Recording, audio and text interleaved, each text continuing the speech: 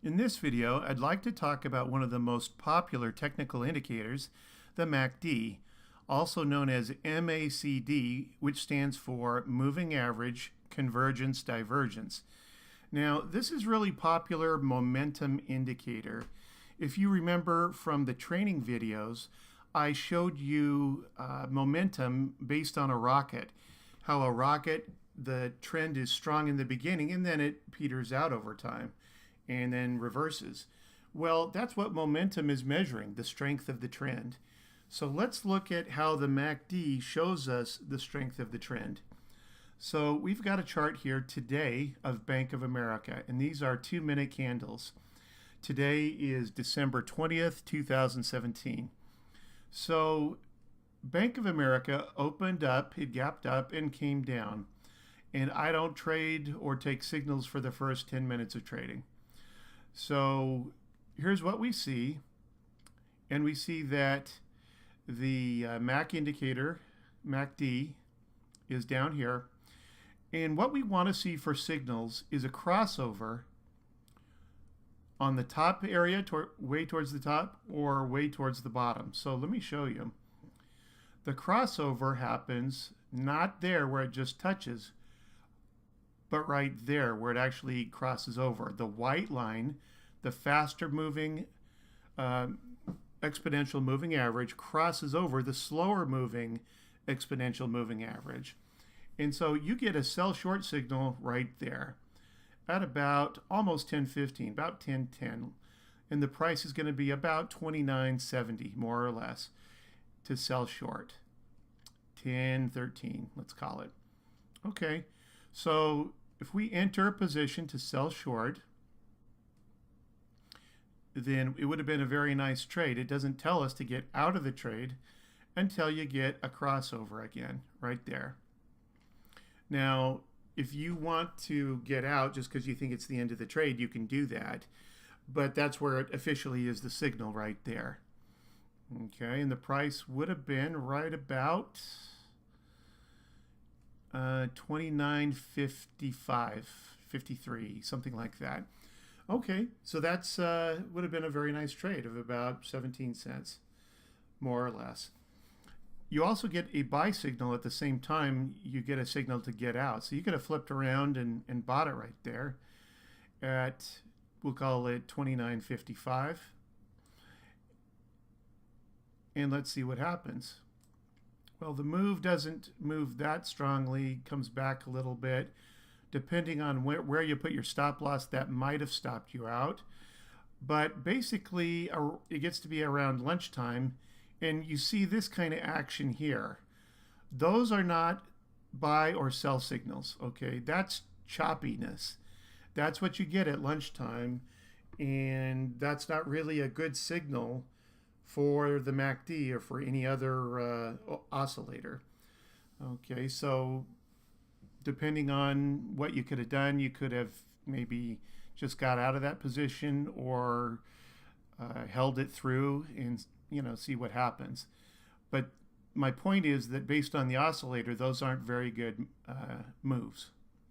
Okay, here's another signal, comes later in the lunch hour, right about there.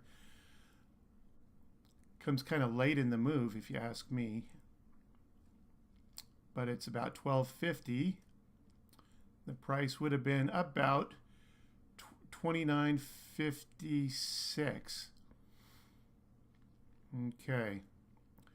And then you don't get a sell signal till right here, which is about 29.60. So you only made a few cents on that. Still part of the lunch hour, really. Okay, well, you get a sell short signal also. And it would have come right about 29.60. And then the signal to cover would be right about now at 29.50. You don't quite get the crossover, but if it did, that's where your signal is to get out, 29.50. So you would have made 10 cents there on the trade, more or less. So you'll see that MACD works pretty well. It is a little bit late sometimes in the signals, but it does confirm the signal when it's sure it's the right signal as best it can, that the trend has changed. So you get less signals, but you get a late signal a little bit based on that. For example, the exact low was right here, but you don't get the signal till way up there. Okay, so that's what you need to know about MACD. First off, is that it is good. It does show the trend, but it shows it a little bit late.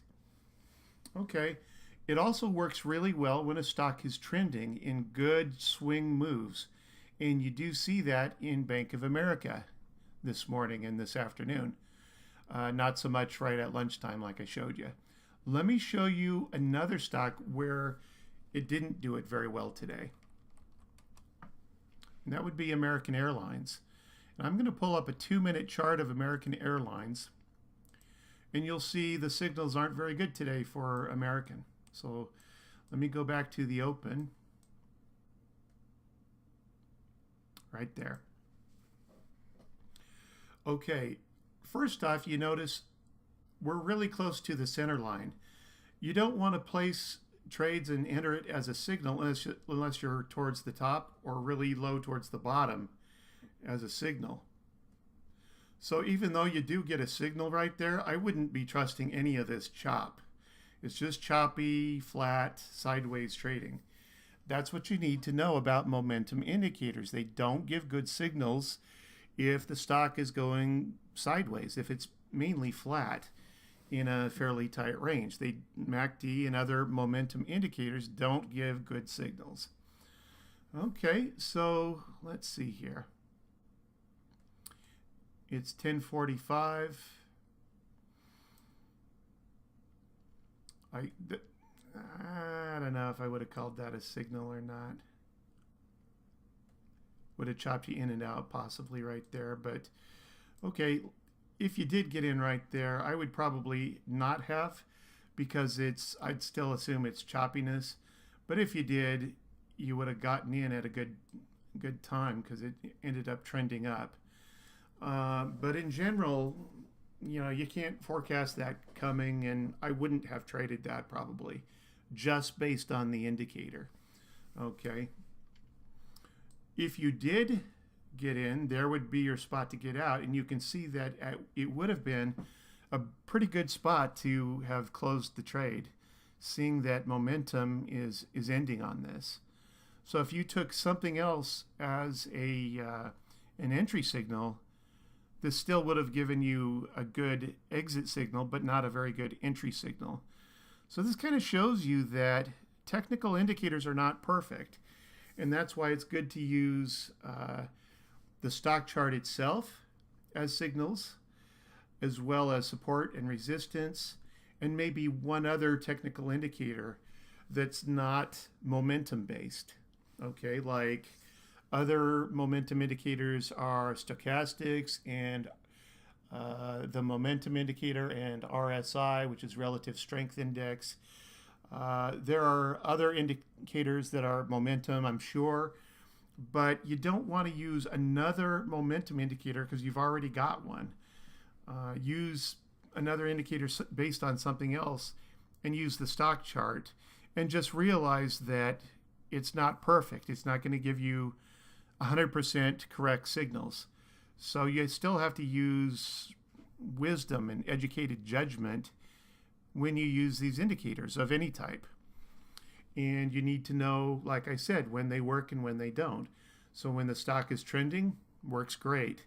When it's not trending very much and you just have a flat, choppy day, it doesn't work so well. Definitely, in most cases, it's not a good time to trade using these momentum indicators at lunchtime, because usually things fall off around lunchtime. Wasn't so much the case today in American Airlines, but usually it is, so I wouldn't be using it around lunchtime. So just be aware of that. This is how you use the MACD.